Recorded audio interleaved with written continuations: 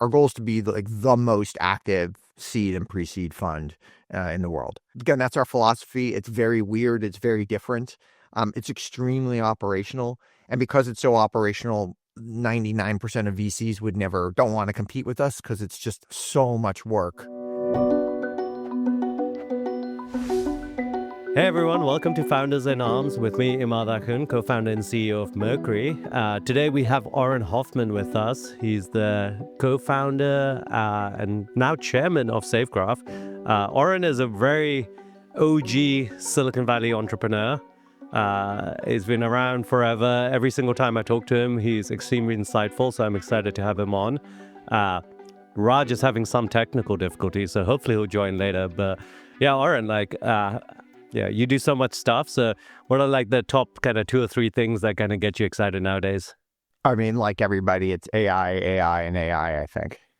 Oh, really? What's your, SafeGraph is deep in AI? Or I think everybody is. I think if you're not in it, you're not going to be around. So, I mean, every single business and even all the students, I mean, everybody is, it's just if you're not spending a massive amount of time just thinking of retooling right now, you may not be in business in the future. It's kind of like when the internet hit in the 90s. Yeah. SafeGraph is a 9-year-old company, right? So maybe describe what it does and how you're impacted by it. Yeah, SafeGraph's sells data. It sells data about physical places. And so 2024, AI really helped us significantly become more efficient, reduce costs. So the company's a very profitable company and became way more profitable in 2024. And that's true for tons of data companies. So all the data companies I've been involved with, 2024 was a year where they just became way more profitable because of AI. Oh, because there was a bunch of things humans were doing and you kind of just removed them from the loop? Yeah, all the above. Yeah, exactly. And the products often got better, and so they could command more, et cetera. Now, most of them haven't yet passed on that savings to the customer.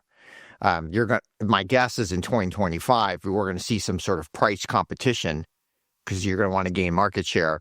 So a lot of those gains in profitability will probably go away by the end of 2025. So we'll probably see short term, maybe the profitability at the end of 2025 looks like the profitability at the end of 2023. Oh, yeah, that's kind of interesting. I feel like that's probably true in a lot of businesses where AI brings efficiency, but you don't instantly have to pass on the margin to customers. What are businesses you think where people will be able to hold on to the margins, where they have enough of a moat or something?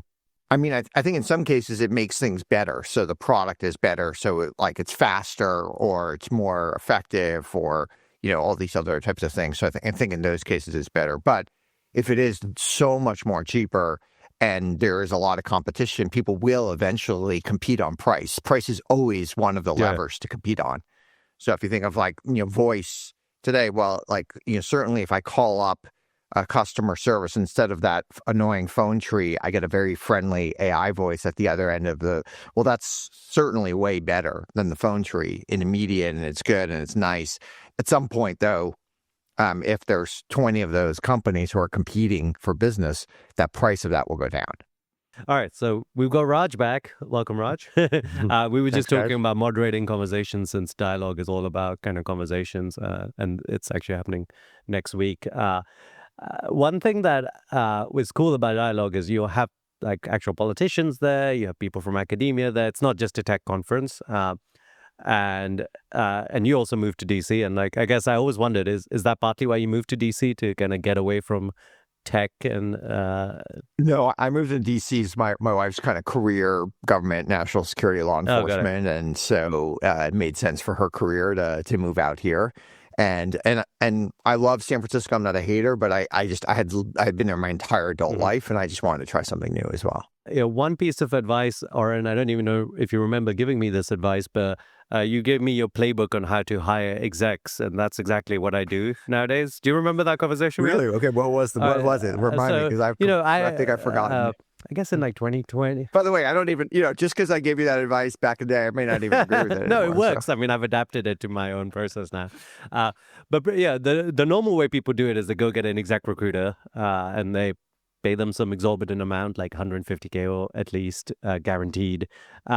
and then they will go look at the network, and then eventually you'll find a whatever VP of product or VP of engineering or whatever it is, which is the way I was doing it, and I was not like super happy with it. And Auren was like, "Hey, why are you wasting money giving them money and they do a bad job? Like they're not really incentivized as middlemen." And your advice was that I should just work with an internal recruiter or even an EA, refine a profile of like a candidate I want, and basically email them from my own inbox and say, "Hey, love what you're doing at Meta. We would love to have you work at Mercury." And the response rate is way higher because it's coming straight from the CEO.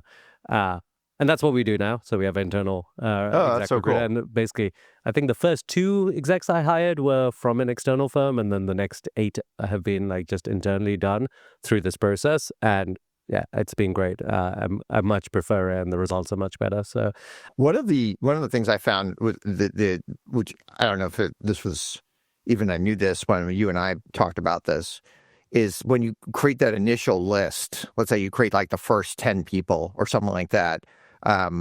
Is you often have many people in your company take a look at it, other execs, other people that would be reporting to this person, et cetera. They take a look at these profiles, and then they might say, I don't know about this one, or here's why I think and it actually helps you hone what you're looking for early. and get on the same page. You don't have to have as many conversations, and you could start to look for the and actually instead of the 10, it's like actually really there's these six people. Then we want to find more people like those 6.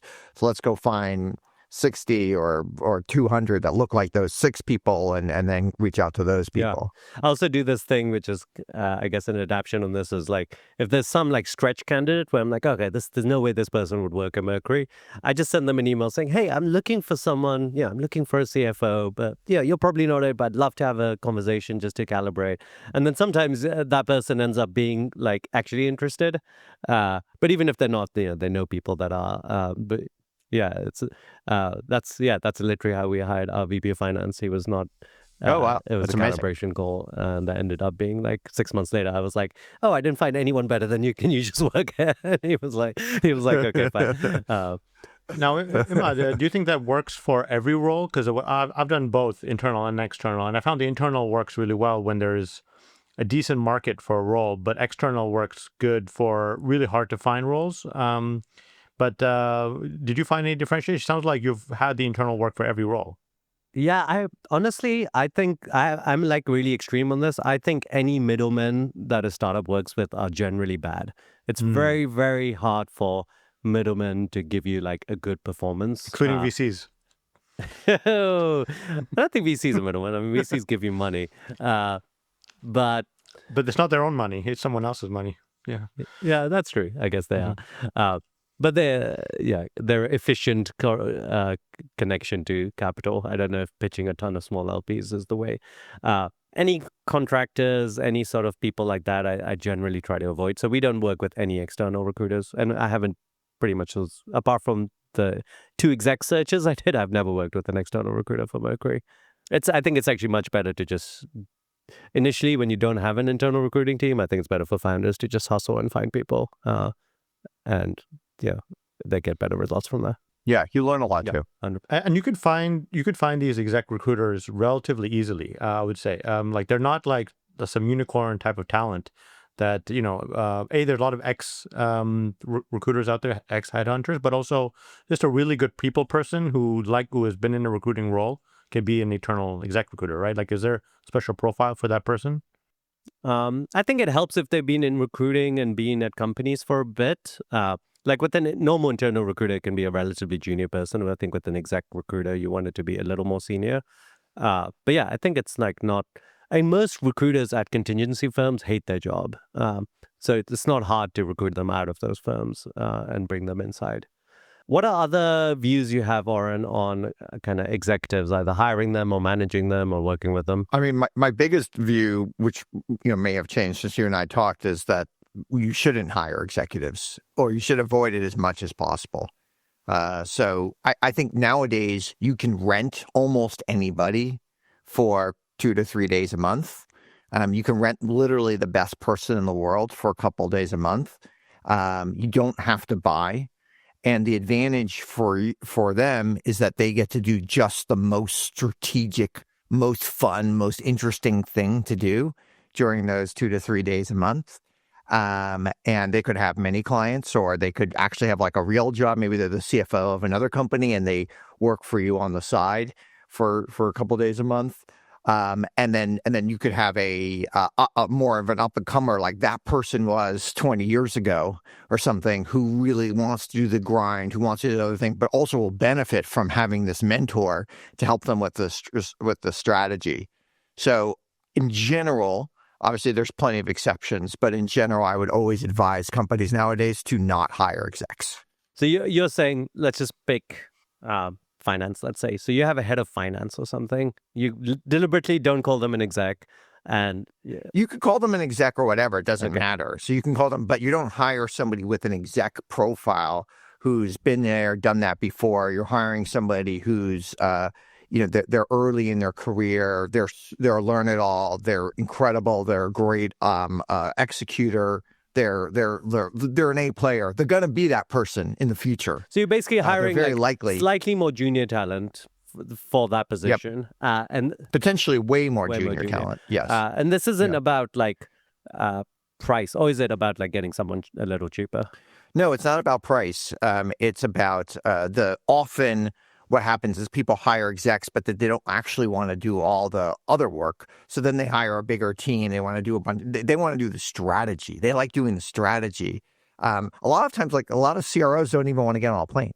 Sometimes you'll talk to a CRO, and it's like your job is to always be on a plane, right? Like if you're a CRO, but they've got other things going on in their life. They did that. They took like tons of red eyes when they were younger. They don't want to keep that really when you're 50, that kind of really wears on your body. They don't want to do that anymore. So they don't want to do that grind that they used to do, that they remember doing. It's a lot of hard work. They don't want to work 70, 80 hours a week anymore. And they feel like they've earned the strategy spot of working 40 to 50 hours a week, which is great. You can rent those people.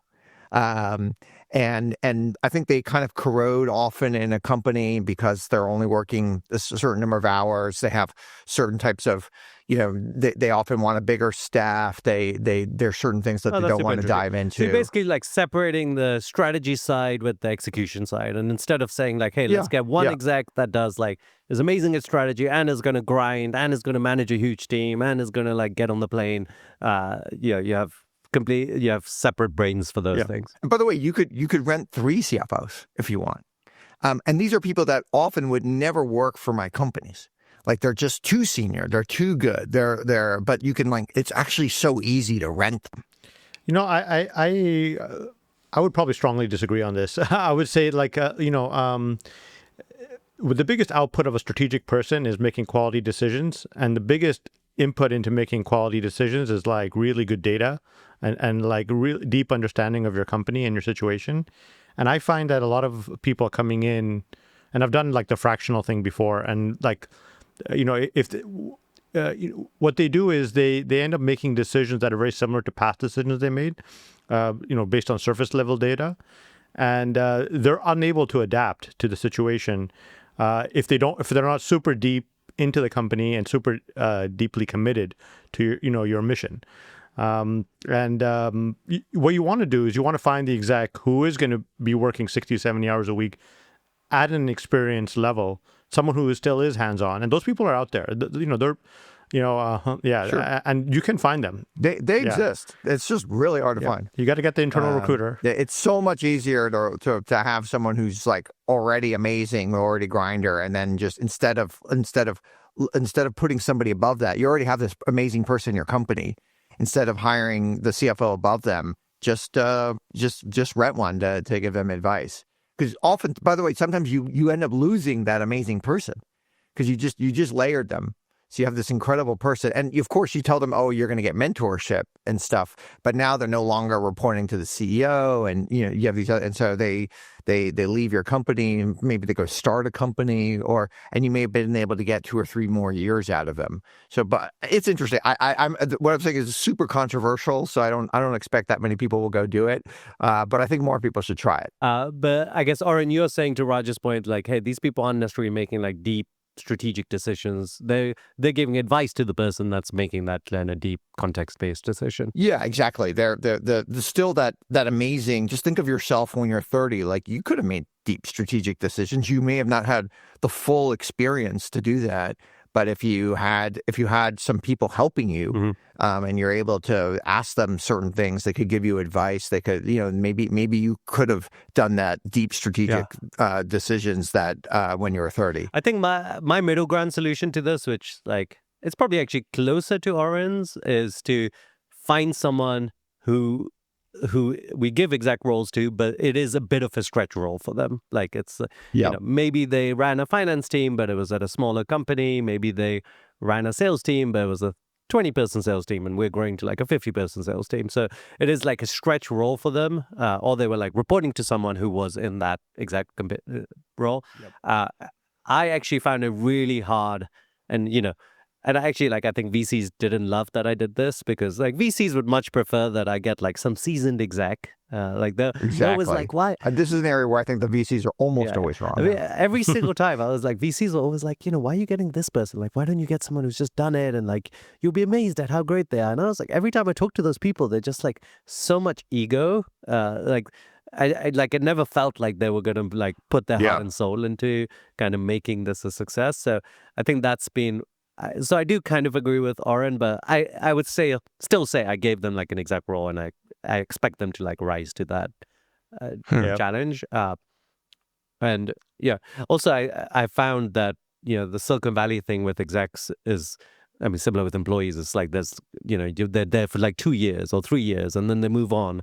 And I'm always how are you going to build a long-term culture when you had people that are so short-term, especially in these senior roles? And I found that if you get people who it is a stretch for, they'll stay in the role longer because they're learning so much from it. Yeah, that's true.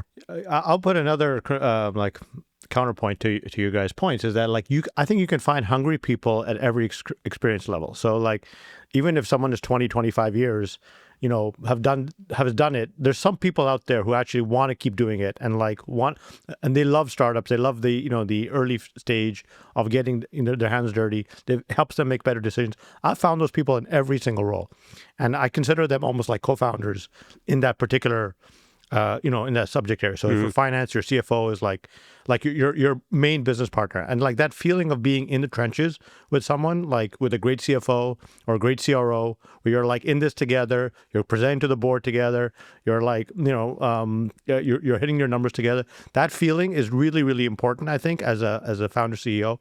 I feel like you're right there with somebody getting the job done, and you're not going to get that at a fractional level. I think the stretch thing is okay. You can find someone where it's a little bit of stretch for you. It always needs to make sense for their career, and it needs to make sense. They need to be motivated to do it. But you want to find that person who has the experience but also is hungry. And there are, I would say to founders out there are definitely those people out there. Don't even though 90% of people won't be like that. Do you have a good test to tell whether someone's hungry? Is there a question that you ask, or how do you judge that? Or you meet them at 11 p.m. or something. Yeah, that's a good proxy. Interview processes, I think, can show this. When you have there's two ways to tell. One is, if you give an assignment, you can see how they do on the assignment. Even my exec interviews had assignments, so they have to do a presentation or some kind of work product, and you can tell there. And then also references can tell you a lot. One thing that references can tell you often about someone is how hungry they how hard they work, and it's hard to tell sometimes in an interview process, but references almost always will tell you that, and that it will come out unprompted. In a reference, you don't even ask about this. People will tell you, this person works super hard. That's the sign you're looking for when people are telling you that unprompted. And if you don't get that, it's kind of a bit of a red flag, actually. If they don't impress you with the assignment with going overboard, or if it doesn't come in the references. But it's hard to tell in the conversation. One of the things is that I found that the 50-year-old kind of more experienced exec, they are very good at picking the winning companies. And so if you're Lyft or if you're Mercury and you're clearly one of the best companies around, well, yeah, you can get that amazing exec. But if you're a less well-known company and it's harder and maybe you're kind of more of up and coming, or you're going through your own struggles or other types of things, the chance that you're going to get like an amazing 50-year-old is almost zero. And so you are going to have to go, if you're going to hire an exec, you are going to have to get that more up and comer you're taking a risk on them and they're taking a risk on you. Yeah. I think that's a good point. It's worth knowing yourself. It's true for any role. Like, I think if you're a tiny startup and trying to get like some FANG employee to quit, and like, you have to like understand yourself and understand like what the other person's motivation might be to like join you. I would say one last point on this is like, I have found really good talent, even 60 plus, I would say, right? People like they're actually hungrier. It's harder for them to find roles. So like they actually are hungrier, and work harder. Versus like someone, I would say, in the prime of their career, which is probably from 40 to 60 or something, right? Or maybe 30 in Silicon Valley. Well, by the way, one thing, Raj, is interesting. I have a bunch of friends whose kids now gone to college and they're empty nested, and they are working so hard because they literally have nothing to do. It's like, so you kind of see these people who hit like 50 something and their kids go to college, and now they can like literally do whatever they want. They can go travel all the time, whereas before they were held back. So I think you're right. You're seeing this renaissance of these people there who can really, and maybe they always wanted to like work their tail off, but haven't been able to do that for a long time for family reasons. Yeah, I mean, look, we have a president of 78, working pretty hard still, and like, we, totally. I think actually like Silicon Valley dismisses too many people, at a certain age, and there's a lot of good talent there. Yeah, and then of course nowadays, like with Brian Johnson, like they're all going to be amazing at 70s. Exactly. Right? So. Yeah, there'll be 100-year-olds we're hiring. Yeah, totally. Another question that I think is kind of interesting, and it was a topic that you were interested in chatting about, was founder CEOs and how much they get paid. I think that's a topic that no one talks about too much. Most of the time, the founder gets like 4 years of vesting, but nowadays, like a company takes 12 years to build it or more. What advice do you give founders after those 4 years? Like how much equity should they ask for, and how do they ask for it? I think to me, there's a question. So your go forward comp is important for everybody. So for every employee, for everybody at the company, I think one wants to look at their go forward comp, not their past compensation. So if you already vested stock or you already got a big bonus or whatever, that's great. And that certainly makes somebody more loyal to the company. But it's what's your go forward compensation is really important. So a lot of times the founder, they may have a huge slice of equity in the company, but that equity is vested already. And their go forward equity, sometimes for some founders, is zero. It's sometimes so low. And then, of course, they don't want to pay themselves that much. So their go forward cash is also low. I think one thing you look at is, let's say that founder got hit by a bus and the company had to hire an external CEO, which is probably not going to be as good as that founder CEO. What would they have to compensate that person? And usually the founder CEO is getting somewhere between 10 and 30% of what the external CEO would get. I think they should get 200%, but that's not going to fly. So maybe within a board, we should say 70 to 80% is about right of what the go forward comp, and kind of leave it at that. But it is very, very hard to convince VCs of this. Most VCs, they don't get it, and they're like, well, the founder's not going to leave anyway. I'm like, yeah, that's true, but if we can just motivate them a little bit more and get them and show them that we love them and show them, we might get another 2x on our outcome of this. It's so short-sighted to not give them a few more points in the company. I think it does motivate founders a little bit more. I mean, maybe the founder already has 15%. Like, will another 2% motivate them that much? I think it does in many weird ways. Just by the fact that you're telling this person that they're so good and I think these things do motivate people. And even if the founder doesn't think it motivates them, I think it does. And again, you don't have to give them cash. A lot of founders don't want the cash, but give them stock. You could even give them some sort of like more esoteric type of stock, like out of the money options or something like that. There's lots of different ways to do it, but really think about that founder CEO and other founder compensation. I think is really important, and almost every VC disagrees with me. I mean, it is like a fight on all the companies I'm involved. I'm constantly trying to get my founders more money, and yeah, I'm diluting myself as an investor. That is why it's a fight. It's a direct, to give the founder more equity, you're taking it away from existing cap table. So you're taking away from the VCs, right? Like it's like a direct kind of like incentive misalignment. But I agree. I mean, if you can, not even 2x, like even if it changed the outcome by 20%, like that would be huge. Yeah. Exactly. I've actually been through these conversations several times. In my last company, I was there for well over a decade. So I would say it left me with a bad taste in my mouth when, VCs would try to like get me down, close to zero. It was a very marginal, amount that you would be reinvesting after, your time is valuable as a founder, right? Like, someone like Imad could start another company tomorrow and it would be worth, it could easily be worth billions again, right? So like we have a lot of opportunity costs as founders as well, right? And, at some point when you build a good exec team, you do start thinking, okay, well, do you still need me, or I can go do something else? Often we also want variety too in our lives. Like VCs get a lot of variety, but founders don't get much. You're very much stuck in one thing for a while. I think too many VCs take founder and CEOs for granted. I think this point of like feeling like you're a real partner and you're being appreciated and like your time is valued, right? Because like you're putting so much more time in the VCs.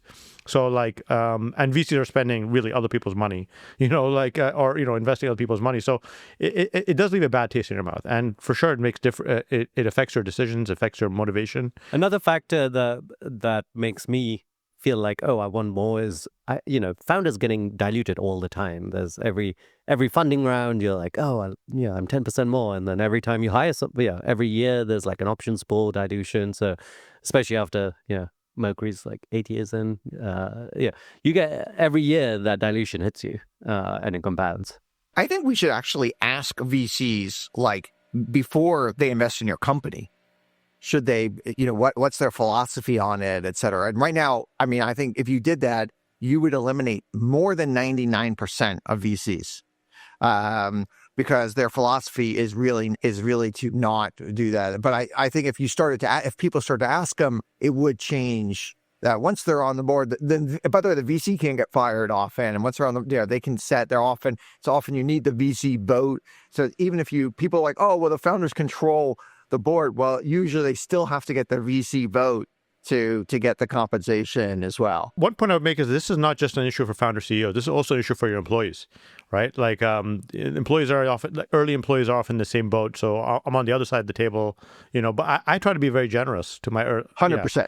I try to be very generous to my early employees because they're so valuable. They're become rarer and rarer as you scale, right? Like to find that type of person who's that committed to the company and that entrepreneurial.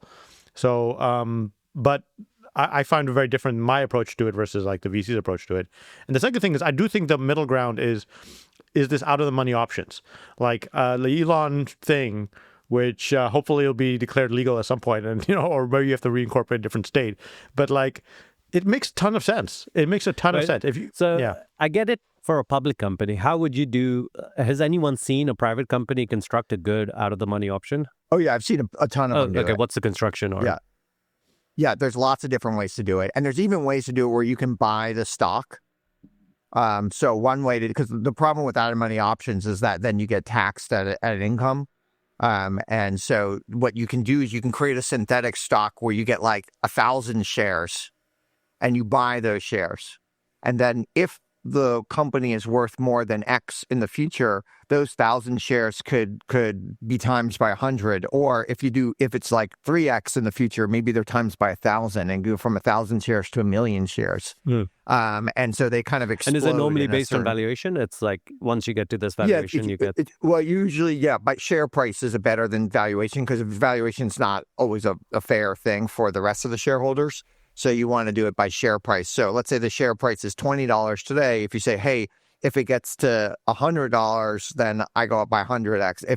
And then if it goes to $2,000, I go 1,000, whatever it is. That's cool. I've never heard a private company do that, but Yeah, I've seen it. And it's annoying to do, but I've worked with many companies to do that. And you get both the tax benefits to the CEO, and it is more shareholder aligned for sure. And the benefit here is like, hey, if I'm not performing, I'm not getting this like big equity package. But if I'm performing, then it's like worth it.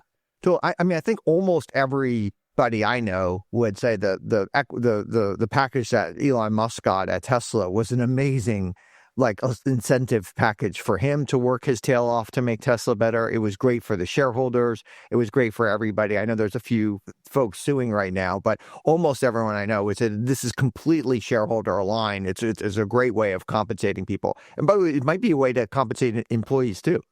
Maybe your employee, you're hiring an exec and they want 2% of the company, and you only have 1% to give them. So, well, great, I can give you 4% of the company, but that extra 3% comes only if we achieve certain things together, and you got to stick around, and a whole bunch of other types of things. Totally agree. I think it should be a standard, but still, it seems like there's ways to go to making a standard, which is a whole nother question. How do you make things a standard in Silicon Vallly?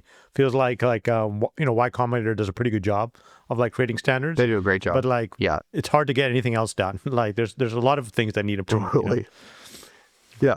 You get a lot more standards at the early stages because early stages are a little bit more of a factory. There's just so many companies, whereas later stages, everyone's like a unique butterfly. So there's even this exec stuff, there's not that many people that even hire execs and know about it or think about it. Exactly. Yeah. Yeah. I mean, look, by the time you get to being a public company, you have to standardize in many ways. So it's, so I would argue Series E is the weirdest. Yeah. Pre-IPO. Yeah. But even that's actually an issue with public companies to some extent, right? The reason Elon's thing is being rejected is because everyone wants this cargo cult kind of this is how execs and this is how CEOs are comped, and whenever you try to break the mold, there's just a lot of pressure. Another example of this is the Class A, Class B, voting shares, right? And that was very controversial 10 years ago. Now it's become a lot more standard, right? Even after then, I mean, there's these groups. I'm sure Raj, you came across them, the institutional shareholder groups, which grade every company, and you get hit if you have dual class shares. You get all those groups are terrible. Yeah, none of them are actually good for shareholders. I was talking to someone yesterday who said he had to leave a board. Because after those groups have decided if you're on the board for 10 years, you're no longer truly an independent board member, right? Which is ridiculous. Right. I'm like, this person if they're great and they're on the board, you want to keep them for as long as possible. Why would you want to kick them out after 10 years? Almost everything they say, you should just do the opposite. But it's hard because it's hitting your share price, right? Totally. Yeah, I mean, if you're Meta, it doesn't matter because you can control the company. You can do that. But a lot of these CEOs, they own less than 1% of the company. The whole board owns less than 2% of the company in a lot of these companies. And then it's tough to think long term. Well, there's also this factor where more and more investing is passive. So the only people who can like move your share price is like a very small group of institutionals and then retail investors. Yeah, that's right. So like you're kind of like, there's only 4 really big institutionals. And like, if you don't have, like if one of them's like, oh, we can't, you know, because of this issue. If BlackRock and Vanguard can't put money into you, then you're hosed. Exactly. So it is like it's weird how like the markets have like concentrated power. Yeah. And there's all these rules about when you can become an S&P 500 company. Mm-hmm. And one of them is what Raj just said about if you have super voting shares nowadays, they grandfathered in, of course, all the great ones that are already in there. But if you're a new one, then they have all these issues and stuff like that. And once if you get in the S&P 500, you get all these extra benefits and your share price goes up, et cetera. That's interesting. I didn't realize that was like actually part of the rules that they had grandfathered. Yeah. Now, of course, I'm sure they'll make exceptions if you're a great company or something like that. So yeah. They'll change the rule. So, Auren, you also run a VC firm, and I guess you do it in a similar way to I do. So, in terms of like you're a full-time operator with a VC fund on the side. So maybe describe kind of your arrangement with Flex Capital and how you kind of came about it. Yeah, Flex Capital, mostly what we do is seed stage VC. So we do seed, pre-seed, usually 300 to 500K checks in companies. And then, maybe once a quarter or so, we'll do something late stage just to keep it fun, to keep it interesting as well. So we're fairly active. We do about a deal a week right now.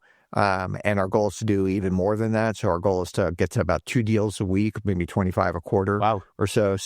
And our goal is to be the most active seed and pre-seed fund in the world. Wow. Why be that active? I think if you're really successful fund, I think the most important thing is to be in, let's say you have a 3-year life cycle of a fund. The most important thing is to be in those 20 companies over those 3 years that really matter. Mm-hmm. So I would have wanted to be in the pre-seed of Mercury. I would have wanted to be in the pre-seed of Lyft, right? Those would be the ones that really, really move the needle for your fund. And if you can get into one of those 20, you're probably going to have a pretty good fund. If you can get into 2 of those 20, you're going to have an absolutely amazing fund. If you can get to 3 of those 20, you're going to have a generational fund. And so the worst thing you could do is not see those 20. Mm-hmm. Right. And then, of course, the second worst thing you can do is you could see them and not be smart enough to invest. And then the third thing is you could be smart enough to invest and then they don't want to take your money. So if your checks are too big, they might not want to take your money. So if you want to put $2 million into their $2.5 million seed, they might not want to take your money. So there's only a certain amount of dollars you could probably put in. And you just need a certain amount of activity to go do it. Again, that's our philosophy. It's very weird. It's very different. It's extremely operational. And because it's so operational, 99% of VCs don't want to compete with us because it's so much work. I mean, yours is a little more extreme, but it's similar to our strategy. I've talked to institutional LPs and they don't like this strategy. They want every single deal to they want an audit for the fund, and it's very hard to have an audited fund when you have more than 100 companies in it. And they want concentration. So is it you just don't have institutional LPs? Well, we mostly have individuals. Part of the reason we have so many individuals is also tax advantage because we're usually QSBS. And so it's a massively tax advantage saying where an institution doesn't care about QSBS. So that could juice your returns an extra 50% or something, depending on what happens. So there's a lot of reasons why it makes sense for an individual to be that. But I would just argue a little bit with the premise. I think most of these institutions do want that diversity. They just want it across 10 different funds. Yeah. So they're actually in 10 funds. They don't want those funds to invest in the same thing. So they're essentially doing that today. They're in 10 different seed funds. So they're essentially doing that strategy as an LP. You could, of course, just do it in one and do the same thing. Yeah, that's really interesting. And then how many people are working on finding these deals and making these decisions? A lot. It's a ton of work. Yeah. I mean, so how big's the team? And it's 5 full-time and then me and Todd Sacherdati part-time. Oh, wow.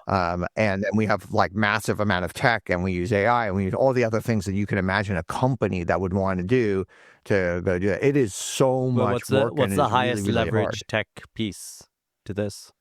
I mean, doing crawling is really important. What are you crawling? Outbound, crawling LinkedIn, doing outbound. Some Stripe engineer changes their profile to stealth company. We want to reach out to them within a week. So you have all these different types of things. So we have a whole sales team at Mercury that also reaches out to that Stripe engineer to get them to. Okay. Oh, perfect. I wonder how many people hit up these Stripe engineers. We should just combine. Yeah, we should combine our efforts. I mean, you have a lot of data. So we should combine our efforts with Mercury and get your inside data too to invest. Got it. So you're actually you're not just sitting back and waiting for these companies to kind of hit you up or get an intro. You're out there searching for them and trying to get them. We are massively out there looking because you don't want to just find the YC company that's out there. You got to find everybody. Some of those 20 will be OIC for sure. Some of those 20 will be in your network. But you want to uncover every single rock that's out there. And the great thing is VCs hate it. They never want to compete with that. It's so operational. It's not that strategic. And so you're not competing with like these other super smart Even people. if you're doing 2 deals a week, if you're putting smaller checks, actually the AUM is not huge, right? Like you couldn't do $1 billion fund doing this. Yeah, you could do our next fund will probably be 250 million.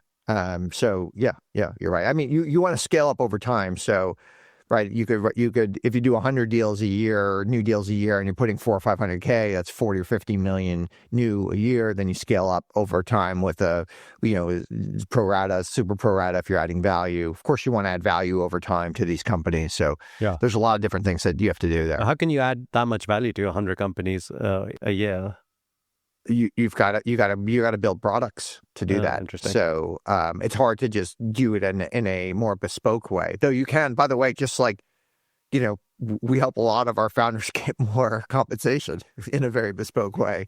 So we're probably the only VC that believes in that. So it's just like a playbook that we do to help once our founders hit their 4-year mark. I mean, one thing you can do because you have enough of a network is just connecting the founders with each other and having a peer group would actually be powerful. Yeah, we do all those types of things as well, and they're really important. Help them. We have a whole product to help them raise their Series A, which is a great product, and it's something. And that's one of the ways we judge ourselves because we're so early. So you need these short-term markers. So what percentage of them are raising Series A at a up round, and et cetera.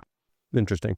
And how does your kind of Series A product work? Like you have like a database of VCs and you make introductions and that kind of thing? Yeah, we have a very, very deep database of VCs, and then we have a whole way of like making the introduction, and then we have we have maybe 4 different playbooks that the entrepreneur and founders can choose from, and sometimes it's a very bespoke playbook. I just want to go to one VC. We just had one of them do that. They went to Andreessen. They had a very, very friend Alex Rampell. They went to him. They got just to one. They got a term sheet that they wanted. We helped them just like slightly optimize that term sheet and get it a little bit higher, but they just want, and then we closed it. That was it. Wow. So that's one way of doing it. There's also like the scorched earth way of doing it, right? And there's many ways in between. So you try to pick. We give them, okay, here's 4 good playbooks that we've seen run. They're different. We can help you with any of these 4. You pick the playbook, but let's run one of these playbooks. And actually, let's run and there's 30 steps in each. Let's run the playbook there. So they pick the one that they think is best for their company, best for their personality, and then we help them kind of optimize it from there. By the way, we're over time. Can you overrun a little bit or should we wrap up? Sure. Yeah. Raj, can you overrun? Yeah. Normally I always have a meeting, but because of paternity leave, I have nothing today. It's all okay. That's super interesting. When you generally advise people, do you think like one playbook works particularly well? Like, is it like, this is the best playbook? Or is it I don't think so. And I think it does depend on the founder personality. And I also think where they are with their company. And sometimes they're doing something very, very, very niche. Like they're doing a deep tech thing or something. So there's really only a couple of investors that they really want. So, okay, how do we, and sometimes it might be, okay, let's think about this ahead of time. We want to raise in 6 months, or let's start to think about the right strategy now, what we need to do. But one thing I think is almost always a bad strategy is meeting with VCs before you raise. Almost always that's bad. Like that idea of building the relationship with the VCs, I think it's almost always a bad idea. And I think it's because of human nature. If you right now ran into like the mother of your best friend when you were 12 years old, she will think you are the exact same person you are when you're 12. She hasn't seen you since then, right? And she'll remember your Star Wars figurines that you liked and all this other. And she'll have she just can't. With her own kid, she will understand that person grew and changed and everything over time because she's seen that. She sees that person all the time. If you meet with a VC once every 6 months, if they're your best friend, it's one thing, and you're constantly playing tennis with them every week, it's one. But if you only meet with them once or twice in a year, their complete understanding of you is the first time they met you. And they cannot get that conception out of their mind. Maybe a very evolved human will be, but you can't assume that the average VC is an evolved human. I kind of disagree with that. At least the way I have always done it is I have my every time I do a round or whatever, I then go like, okay, here's the 6 people that I like the most, but I didn't include in that round. And I will meet Yep. them every 9-ish months. I think the key is to not pitch them when you meet them, which is actually hard as a founder because it's very tempting when you meet a VC to pitch. But the key is Yep. actually just meet them and don't pitch. Like, sure, you talk about like, oh, this is what we're seeing. This is exciting. Hey, what do you see? And you make it like actual like relationship building and conversational, and don't make it a pitch. Because then what happens is like 2 years later, when you're ready to raise, you can go straight in and talk to that person and say, hey, here's the real pitch. I want a term sheet next week. And like, at least I have found, and maybe other people seem much better at it, but like, if this is the first time I've ever met with a VC and I'm like, I need a term sheet in 3 days, I have never successfully pulled that off. Sure. Yeah. Well, that is much harder. But if I've met them like 3-4 times and like I've kept them at a high level and they're like kept them keen, and then I'm like, okay, I need a term sheet in 3 days. They're like, okay, God, like I know Imath, like I'd be crazy to miss out on this. Like, but you have to be very careful not to pitch them before. And I would say, when the real pitch comes, you want to have at least 6 months, maybe 9 months distance from when you met them. So you don't want them like, you don't want to have recently met them. If you met them recently, then I agree that they have this like judgment in their head where they're like, oh, like I just met Imath, I wasn't that interested. And like, am I really going to like invest now? Whereas if it's been 6 to 9 months, they're like, oh God, like, oh, we caught up ages ago. And like, what's he up to? Oh shit, I need to make like come up with a term sheet. Like you can get that kind of going. But I found that like almost every round of Mercury has been done like this. It's been people that I've met over like several years sometimes. Like actually Alex Rampell led our, I guess, pre-seed, but it was like 6 million. And basically I met him, I quit the company that we'd sold to, and I met him in like January. I met him again in April. And it was really like high level. I was like, how the hell do you like go buy a bank? Or like, what do you know about this? Like, it was very much like I wasn't pitching him at all. I was very much like company well. And then in August, when we were finally raising, I was like, hey, I don't expect you to fund this, but here's the pitch. Like, what do you think? And he was like, okay, come back in 2 days to a partners meeting. And I was like, okay. And then it got done like literally 4 days after. Yeah, I mean, you might be. I mean, again, the beauty is there's so many different flavors, and there's so many different ways to be successful. I think it also depends on you as a person. Like I personally don't want to take a VC I haven't met for several years or some time period, because I don't know what they're going to be like. Like I want to know who they are, and I don't want to be stuck for 10 years with someone who I like completely disagree with the way they think about the world. But it's very hard if you're like going to talk to them and get a term sheet and then try to sign it to like actually understand who they're like. My biggest VC gripe on a term sheet is that almost every VC, like 99% of term sheets that are out there, ask the startups to cover their legal fees. This makes absolutely no sense. I think it's really bad for the startup taking the term sheet, and it's also secretly really bad for the LPs in the fund. So I think they're screwing over the startups that they're messing in by asking, and often it's really big numbers. We're talking like $60,000-$70,000 sometimes even more than that, to pay for these legal fees. In a later stage round, I've seen like more than $100,000 in these term sheets that are out there. So they're making these startups pay for their legal fees. Like sometimes these guys are billionaires that are asking a startup to pay for the legal fee, right? And then separately, it's a really hidden fee to the LP. They could charge that to the fund. They could charge it to the management company. They could also just charge it to the fund. If they charge it to the fund, they have to disclose it to the LPs, and the LPs may ask them about it. Hey, why aren't you paying it out of the management company? Why are you charging it to the fund? But because they make the startups pay for it, it's this hidden fee that goes to the LPs as well. So I think it screws over the startups. It screws over the LPs. It's bad. I think VC should eliminate these legal I agree fees. with you, and I remember the first time I was hit with it, I was like, are you fucking kidding me? Like, why is this here? But it's also like kind of a smallish percentage, right? Like it's 3 million round, maybe it's 50K. Like, does it really matter? Yeah. I mean, it doesn't matter. I mean, one point doesn't usually matter sometimes, but it's sometimes more than 1%. I mean, it's a fairly large thing, but you're right. And if it's so small, why don't they just pay themselves?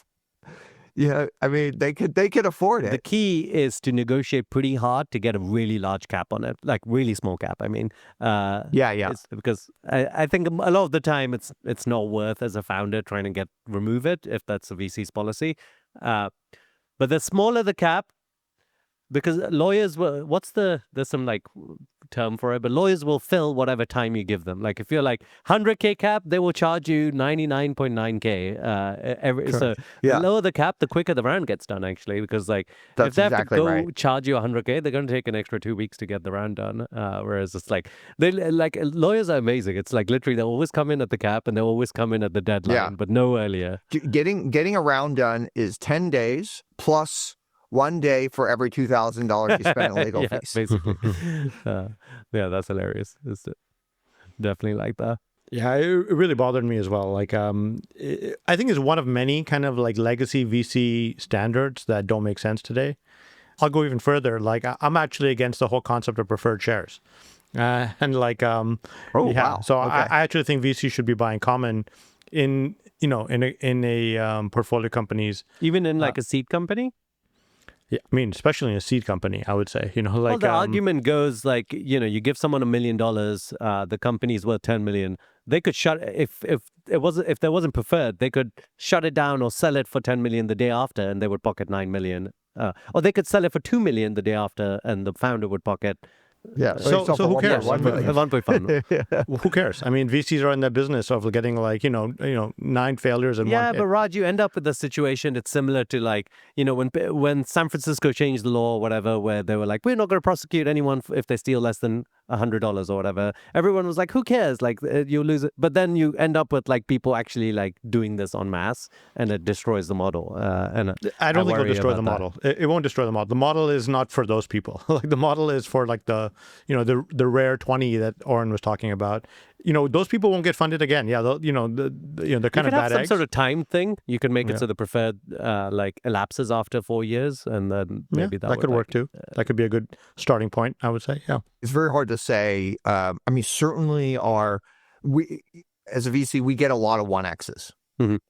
It's actually 1X is way more common than you would think. You think like 0 or 3, and then goes up from there. But there's a lot of 1Xs. And if you took out the 1Xs and made them 0.2X or something like that instead, like it would significantly hurt our returns. Mm-hmm. So you've done the math, but it is actually significant? Yeah. Oh. Yeah. 1Xs are just like, it actually really changes. And it's a 1X because of preferred, right? Like otherwise it would have been less. Yeah, it's hard, I mean, and especially in the late stage, like often late stage is probably even more common, where you invest in a company at 300 million, then I'm selling for 120 million or something, right? You get your 1X back. I mean, it's a terrible IRR because you get it back 6 years later, right? I mean, absolutely terrible, right? You put $1 million in at 300 million, you get your $1 million in 6 years later. So it's a really bad IRR. But you still, at least you got a 1X, whereas before you would have got and at late stage, maybe you got a 0.3X. The money is bigger as well at late stage, right? Like that might be $10 million or something. Yeah, that's right. The money's bigger. In the early stage, I don't know if it matters because there are probably more zeros in the early stage too. I would say, look, I'm less concerned also about the economics piece of it, but more about the control pieces of it. Like the protective provisions, I think are egregious. I don't think if we were to come up with a new structure, a new standard today, I don't think most the founders would agree to things like what they're commonly agreeing to every day, and right now in Silicon Valley. Which protective provision would you say is like the ability to block fundraisers, the ability to block even M&A? I think that should be the founder's decision. I don't think the VC should be making that decision. I think the blocking and M&A actually has hurt a lot of founders. Often edge cases, but it's definitely... Yeah, I agree with that. That would probably be the one to try to remove. Right. And there's other stuff there too, but like I think there's a lot of stuff that if we were, again, maybe we can do it right now. Well, let's come up with a new standard, right, for VC funds. And I mean, one of the things is like the VCs, like they just don't take their advice when they run their own company, right? So if you think of a VC, like, they say competition is for losers, right? But then they sell an undifferentiated product. They just sell money, right? And They tell founders they should have one CEO. Often the VC has like 5 CEOs of their own company. And they tell founders to go public, but there's like, I don't know if any VC's ever gone public in the history of VC, right? And they tell founders take low salaries and optimize equity, but like they take massive salaries. Like they almost do almost everything opposite that they tell you for their own business. So there is this like, it's always hard to know what advice you should take from a venture capital firm. Zero. That's the answer. Think from first principles. There was a story about General Catalyst considering going public, and there's been rumors about Andreessen Horowitz considering going public for a long time. Do you think it will happen? Like, I mean, obviously, like some of these huge private equity firms have eventually gone public, and now like a General Catalyst or an Andreessen Horowitz is General is Catalyst a actually similar owns size. a hospital. Like they actually basically right. be firm Yeah. as well. Yeah, and they have a wealth management firm, so they've got other kind of so you could see a scenario where these guys could go public, and then maybe some of them will be taking their own advice. Yeah, maybe they'll end up with the CEO and everything. Really good having you, Auren. We should have you again. Yeah, thank you, Raj. Thank you, Raj. Auren Yeah, has this is his great. own podcast called World of DAS, DASS. DAAS. Oh, there we go. You gotta rebrand that. Data as a yes. service. Yeah. But it's always interesting, so people should go listen to that as well. And good having you on, Auren. Thank you. This has been fun.